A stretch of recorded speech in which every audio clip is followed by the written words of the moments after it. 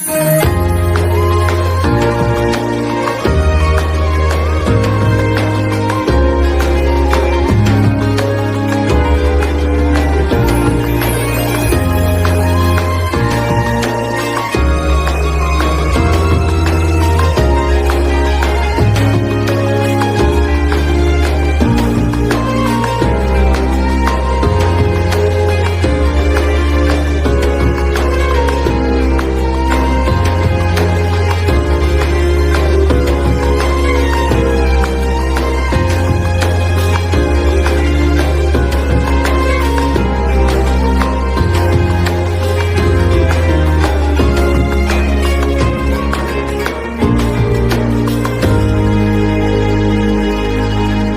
النشاط وصباح الروقان وصباح بقى كوبايه القهوه الحلوه دي وريحتها. بصوا اللي تفوق لوحدها. عاملين ايه يا بنات؟ اخباركم ايه؟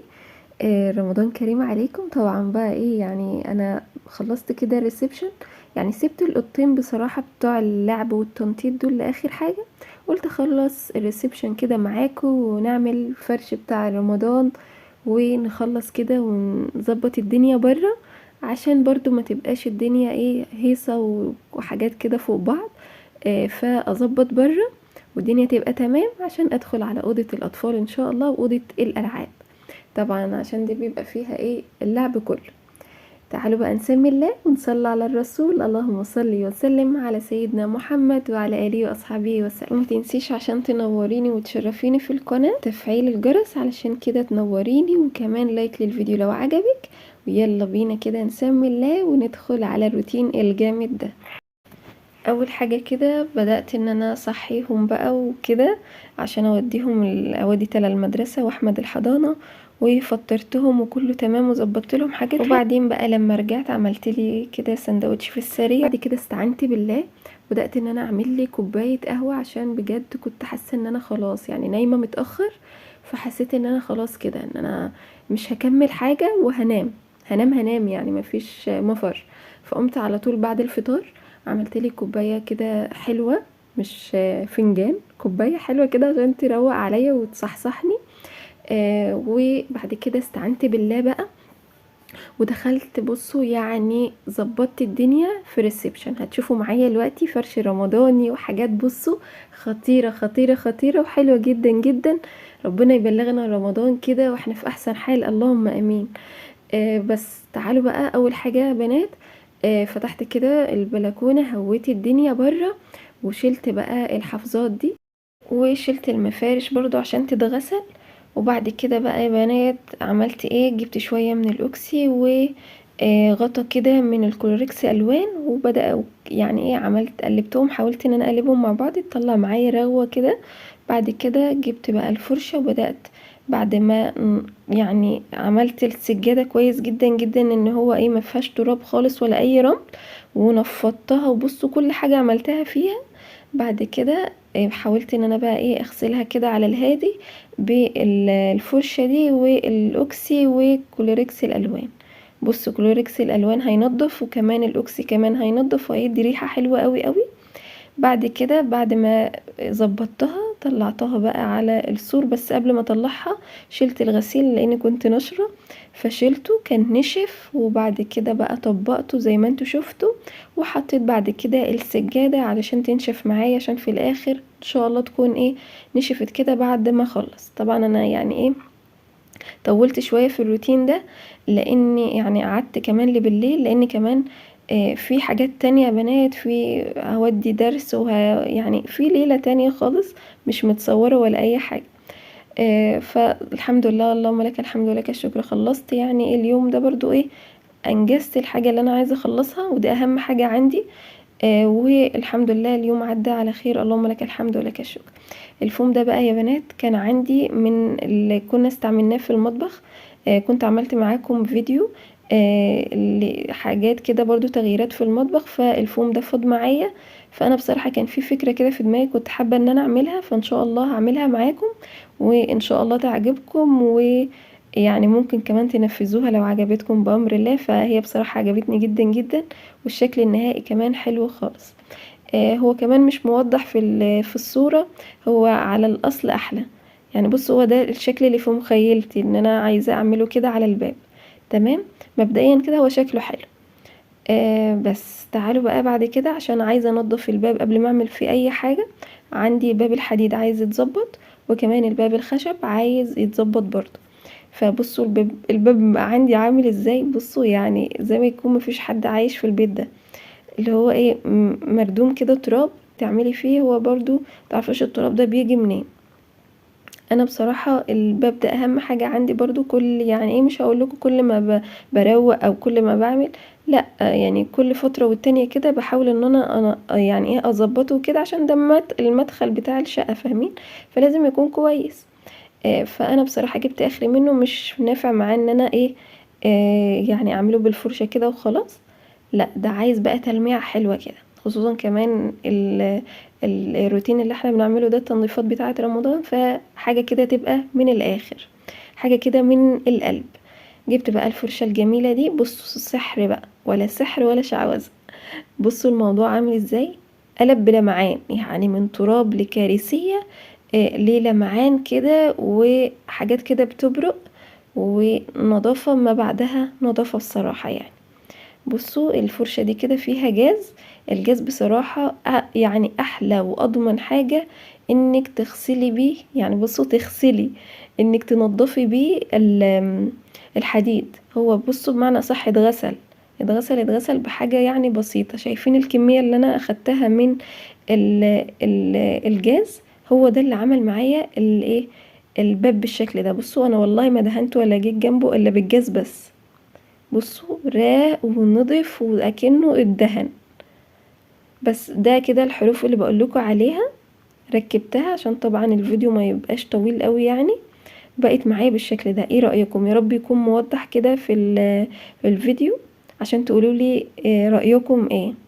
مستنية رأيكم يا بنات في الحاجات اللي انا عملتها. انتوا اخواتي برضو حبايبي، ويعني خلاص بقينا عيلة واحدة. ربنا يسعد قلوبكم يا رب، وبتشاركوني وفي كلام حلو كده بيتقالي برضو. يعني ايه في بنات بتدخل الوقت جديدة فبتسألني انتي يعني عاجبهم القناة طريقتي. فبصراحة كلامكم ده على راسي، يعني بصوا حاجة بجد جدا مفرحاني وجبرة كده قلبي. ربنا كده يكبر بخواطركم ويسعد قلوبكم، اللهم امين. تعالوا بقى نشوف الخلطة التانية كده اوام اوام. على ايه الباب الخشب ده كده. بصوا الموضوع في فرق برضو ازاي. طبعا علشان التراب هيتنقل للباب الخشب، فانا مسحته حلو قوي قوي الاول وشلت من عليه التراب، وبعد كده رشيته بالرش ده. عبارة عن شاي مغلي مصفياه كويس جدا، وحاطه كمان عليه معلقتين من الزيت. تمام. وببتدي يعني ايه لما تيجي هترش بقى على الخشب ترجيه الاول. تمام. رجة كويسة كده، وبعد كده بفوطة نظيفة ونمسح ونلمع وتبقى الدنيا معانا فلة كده وجميلة. طبعا انا كنت لميت بعد ما نفضت اللي هو الحفظات وكده، نزل بقى وبر وتراب ومش عارفة ايه. فلقيت المقشة كده يعني باظت خالص، ما عادتش نافعة تتركب. فجبت بقى ايه اللي هي الموب بتاعت اللي هي المساحة. فلميت بقى التراب مع الوبرة دي عشان احباب الله لما يجوا الدنيا ما تهس كده في البيت كله والبيت كله يبقى تراب. فلميته ولميته بالجاروف على بالي ان شاء الله. وانا كده رحت اجيب احمد من الحضانة، اجيب بقى ايه الايد بتاعت المقشة، اركب بقى المقشة كده واكنس الارض تاني واظبطها كده وراجع عليها تاني. بس كنستها وكله تمام التمام. بس قبل ما اكنس بقى هشيل التراب اللي هو ايه تحت الشلت بتاعت الكنب بالشكل ده. بصوا جبت كده الفرشة دي بتاعت جاروف، انا مخصصاها للحاجات دي، للمفروشات بقى للكنب للحاجات ديت اللي هو للقماش يعني. بس هو الموضوع ما كانش مستاهل مكنسة يعني والكلام ده. ففي السريع كده بصراحة ظبطت وخليت الدنيا كده ايه مظبوطة معايا. يعني الموضوع يعني عايز ايه توفير في المجهود كمان ان انا اشيل واحط وبتاع. فهي كده تك تك على طول. فنضفت كده معايا. جبت بقى شوية من المية السخنين وكمان مش سخنين قوي، يعني ميه كده ايديكي تستحملها، وشويه من الكلوركس الوان، غطا من كلوركس الوان عليهم شويه من الاوكسي. الاوكسي اللي هو بريحه اللافندر، بحب قوي ريحته، بتبصوا بتفوق كده وتخليكي كده يعني عندك تحفيز ان انت تشتغلي، تروقي، تنضفي، تغسلي، تشيلي، تحطي، ريحته حلوة فبتحفز كده الواحد. بعد كده جبت غطا اللي هو الحلة الصغير ده، وجبت فوطة كده وحطيتها بالشكل ده، وبدأت ان انا اغسل الكنب زي ما انتوا شايفين كده. بصراحة الموضوع ده حلو قوي قوي قوي، وسهل جدا جدا انك تغسليه الكنب، او يعني اي حاجة عامة عندك في الريسبشن عايزة تتغسل، سهل قوي قوي. وانك تغسلي الفوطة تاني وتعيدي على الموضوع ده تاني، وفي الاخر خالص مية نظيفة كده، وتعيدي على الصالون عندك او ايا كان عندك ايه. بس خلصته بقى وسبته ينشف معايا. بعد كده دخلت على البلكونة مع نفسي، خلصت بقى يا بنات البلكونة زي ما انتوا شفتوا كده، عملت فيها حاجات بسيطة كده تفرح برضو ايه الواحد، وتفرح تلا واحمد، وتخرج الواحد شوية ايه من نفسية كده، يعني ايه يعني الحمد لله. فتظبط كده النفسية، اجواء حلوة، عايزين نعمل يعني حاجات كده حلوة مع اولادنا وذكريات حلوة. فعملت لهم حاجات بسيطة كده في البلكونة. بس وكده شفتوا انتوا الجردل ده كنت حاطه عليه حتة قماش خيامية بالشكل ده، والزينة بتاعة الخيامية برضو اللي كانت على الحيط حبيت ان انا احطها بالشكل ده، ما حبيتش ان انا ارفعها عشان الهواء عندي جامد جدا جدا فمش هتستحمل، فحطيتها تحت بالشكل ده. بعد كده جه وقت بقى الغدا، حطيت بقى غدا بصوا سهل كده وسريع، مكرونة بالصلصة. وبعد كده بقى ايه، عملت جنبها كفتة وبس. اللهم لك الحمد ولك الشكر، شوية مخلل، واللهم ديمها نعمة. بعد كده بنات حبيت بصراحة اعمل حاجة كده بشوكولاتة، بموت في الشوكولاتة بعشقها. عملت كده اللي هو ايه، يعني دي قطايف السعادة، ان شاء الله هعمل لها يعني ايه الفيديو لوحده، علشان هي الفيديو يعني الفيديو هنا طويل، فما حبيتش ان انا اطول عليكم، خصوصا كمان لما تبقى فيه وصفة حلوة قوي قوي وفيها شرح، او فيها يعني فيها حاجات كده خطوات، فبحب احطها كده لوحدها. تمام، عشان كمان الفيديو ما يطولش اكتر من كده يعني. بس فاللهم لك الحمد ولك الشكر. الواحد يرتاح شوية. اكلت حاجة حلوة، ظبطت الدنيا، اتغديت، كله تمام وزي الفل. نكمل بقى. اجا بقى بالليل، بصراحة بقى كان في دروس وفي حاجات كنت بوصل وكده. فاللهم لك الحمد ولك الشكر، خلصت برضو ورجعت ايه اخلص اللي ورايا. جبت بقى الموب دي بعد ما غسلتها حلوة قوي قوي.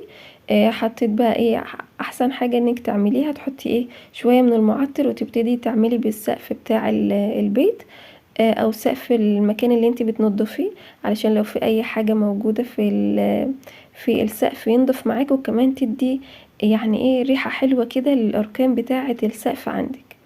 بس بعد كده غسلت الحيطة، واخر حاجة عملت الازاز بتاع البلكونة، وبس كده يا ست الكل. بعد كده بقى جبت الكوليريكس الوان، بصوا هو ده المعتاد معايا، والاوكسي تمام، شوية رغاوي كده حلوين على الارض، شوية مية سخنين، عشان المية السخنة بتنضف وتعقم برضو معايا، وكمان بتدي لمعة حلوة قوي قوي. وبس اخر حاجة بقى سبتها تنشف، وكنت طبعا لميت الرغاوي بالشرشوبة زي ما انتوا شفتوا، والجردل بتاعها، وسبت الارض تنشف. اهم حاجة ان انا لمعت الارض في الاخر كويس جدا عشان ما تبقاش مجيرة معايا. وبعد ما الارض نشفت كده معايا، فرشت بقى ايه بديل السجاد، والجنب التاني فرشت الحوض. بعد ما حطيت بقى ايه السجادة، طبعا ما خدتش وقت عشان منضفينها على السريع، ما خدتش ميه كتير، نضفت معايا بقت زي الفل، ريحتها حلوة، نشفت. حطيتها كده في الارض زي ما انتوا شايفين، وبعد كده فرشت عليها الحوض، عشان بس الارض ايه ما يبقاش طالع منها ساقعة، وكمان تمسك الحافظة كويس جدا، خصوصا كمان ان احمد يعني ايه هو رايح وهو جاي، انتوا عارفين برضو لعب الاطفال بيبقى عامل ازاي، فما يتزحلقش او تاخده ايه ويقع يعني. بس بدأت بقى ان انا كده كان عندي قماش خيامية في المخدات كده الصغيرة، وحطيته كده على الكنبة الكبيرة، والجنب التاني بقى الكوشنات الجديدة اللي كنت جايباها وقلت لكم يعني لما نزلت وكده وكنا عاملين جولة، دي الحاجات يا بنات اللي كنت اشتريتها. هنا كده حطيت الفانوس، وكان عندي قديم وكده وطلعته مع الحاجات الجديدة برضو، ده ما يمنعش. حلوة كده وبسيطة، انا بصراحة بحب الحاجات اللي هي البسيطة كده، ما بحبش حاجات كتير كده وزحمة يعني. بس ده كده الطقم بتاع الكوشنات والرنر. ايه رأيكم يا بنات في الشكل؟ وبس عملت بقى الجو الجميل ده. ايه رأيكم بقى مع انوار كده خفيفة وبسيطة؟ بس كده يا بنات، ده كده كان الفرش بتاع رمضان عندي. يا رب كده يكون خفيف كده وعجبكم. حابة قوي ان انتوا تقولوا لي يعني رأيكم في التعليقات. بس لو لسه ما عملتيش اي حاجة ما تكسليش خالص، وقومي توكلي على الله كده، وشوفي وراكي ايه تعمليه، وقولي بسم الله وقومي على طول. شوفي انجازك ايه وهونيها كده وسهليها على نفسك، وقولي هونها وسهلها يا رب، وتوكلي على الله وكفى بالله وكيلا. ومن توكل على الله ايه فسهلت له كل الصعب. وما تنسيش لايك للفيديو لو عجبك زي ما قلتلك، وكمان الاشتراك وتفعيل الجرس علشان تنوريني، تبقي اخت من اخواتي. واشوفكم على خير يا بنات ان شاء الله في فيديو جديد، والسلام عليكم ورحمة الله وبركاته.